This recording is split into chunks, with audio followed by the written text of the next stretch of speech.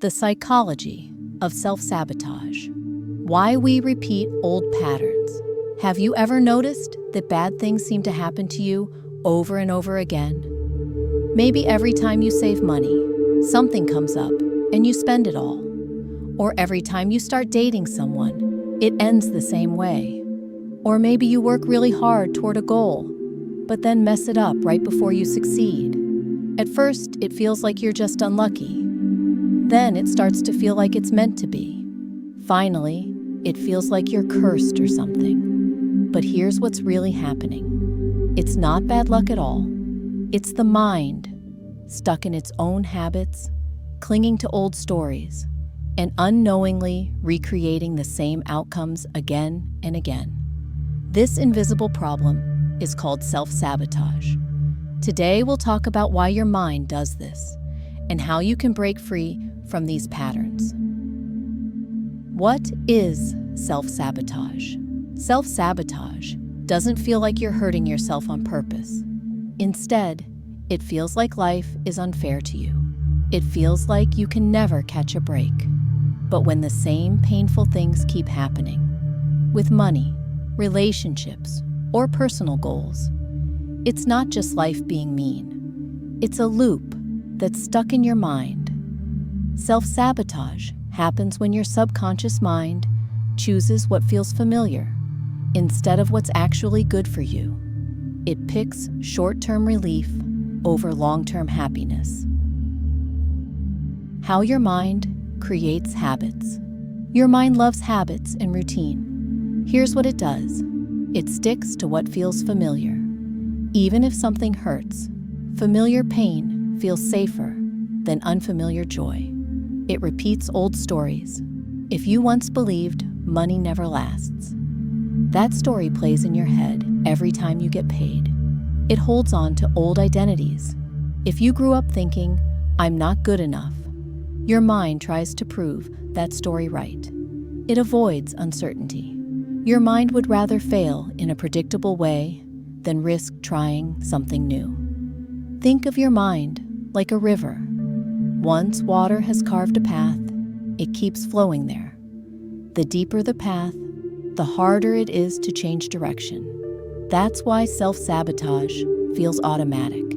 It is automatic until you consciously decide to build a new path. How the self-sabotage loop works. The cycle usually looks like this. Trigger. You get paid, or your partner doesn't text back quickly. Thought. This won't last, or they must be hiding something. Emotion. Fear, shame, or jealousy kicks in. Urge. You want to spend the money, check their phone, or start an argument. Action. You actually do it. You spend, snoop, or fight. Relief. For a moment, the pressure goes away. Reinforcement. The old belief gets stronger. See? I'm always broke. Or, I can't trust anyone. This is why self-sabotage feels like fate. Your mind drags you back to the ending it already expects. Real examples of self-sabotage. The money loop. You promise yourself you'll save money this month. Then you see a sale online. A voice in your head says, "It doesn't matter anyway. You'll never get ahead." So you buy something. You feel good for a moment. At the end of the month, you're broke again. And that voice whispers, "See? You'll never change." The relationship loop. Someone hurt you in the past. So now you're always scared it will happen again. When your partner doesn't text back right away, your mind screams, "They're losing interest." You panic. You accuse them or demand attention. They feel smothered and start pulling away. When the relationship ends, you think, "See? I can't trust anyone." In both cases, your mind isn't trying to ruin your life. It's trying to keep you in familiar territory. Why the mind clings to negative outcomes. So why do we stick with things that hurt us? Predictability feels safe. It's better to deal with problems you know than face unknown situations. Relief feels rewarding. Spending money or controlling someone relieves tension, so your mind learns to do it again. Shame locks the loop. Each time you fail, it proves the negative story true, which fuels the next round. Identity protects itself. If you believe I'm always broke, your mind looks for proof, even when it hurts you. This is the hidden habit of your mind. It would rather stay consistent than be free. How to break free from self-sabotage. 7 simple steps. So how do we get out of these harmful patterns? We need to shine light on what we're doing. We need to slowly build a new way forward. Here are 7 simple steps that mix modern psychology with wisdom that has worked for thousands of years. 1. Notice the pattern. The first step is simply seeing what's happening. Next time you catch yourself doing it, stop and say, "Oh, there's that old pattern again." 2. Stop before you react. Take 3 deep breaths. Count backward from 5 to 1. This is about learning to pause. Instead of reacting right away, you give yourself a moment to think. 3. Give it a name. Call it what it is.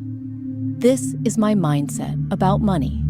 Or, this is my fear of being left alone. When you name something, you separate yourself from it. You're not the problem. You just have a problem. 4. Watch without getting pulled in. Notice the thought, the urge, or the fear. Let it come up, and then let it pass by without grabbing onto it.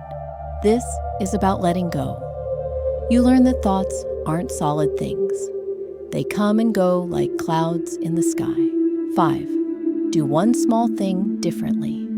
Take a tiny action in the opposite direction. Save just $1 instead of spending money you don't have. Send a nice text instead of an angry one. These small changes grow into bigger changes over time. 6. Change how you talk to yourself. Switch the words you use about yourself. Instead of, "I'm terrible with money," try, "I'm learning to take better care of my money." Instead of, "I can't trust anyone," try, "I'm learning to build trust one step at a time." 7. Celebrate small wins. Every night, think of one small victory from that day. Even if it's tiny, smile about it. Feel grateful for it. This helps your brain remember the new way much better than beating yourself up ever could.